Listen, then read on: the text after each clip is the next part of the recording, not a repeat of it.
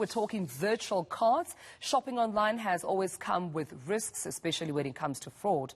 But now the introduction of virtual cards is doing much to reduce the risks associated with digital transactions.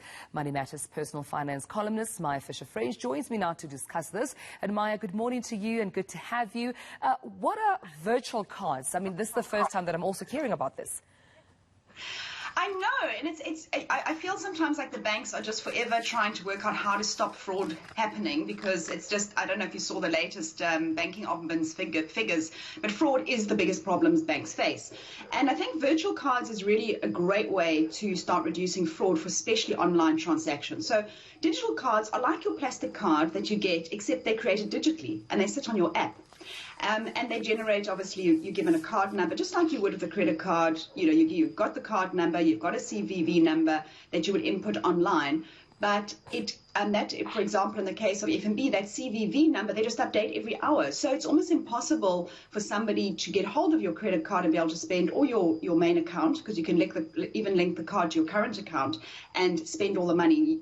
So, for example, even Standard Bank, they only allow their customers to preload the card. So you can say, I'm going to use this card only for this specific transaction, and you load the money onto it. So it's really a way of moving away from these plastic cards that are, remember, only expire every 2 or 3 years, and they can be quite easily compromised. All right, with that being said, then how do you use them and what are some of the benefits here? So first of all, you've got to have the banking app. These are all generated off the banking apps. Every single bank has a banking app now, and every single bank, as far as I can gather, are actually now offering virtual cards. So you do need to go through your banking app. As I said, you can use them online for online transactions. You can also, in theory, use them for QR code payments. But I must tell you, I've struggled every time I've tried to use it in store. So I can't recommend that necessarily. I'm sure the technology will improve. But again, it is really for online. And I think some of the functionalities that I really like with it is that you can create multiple cards. They're free. Every single one's free. So unlike every time you get your plastic card, you have to pay for it, you can have 10 of these cards, and you could dedicate each one to something specific. So maybe your Netflix subscription or your online transactions with Take-A-Lot, for example, you only use that specific card.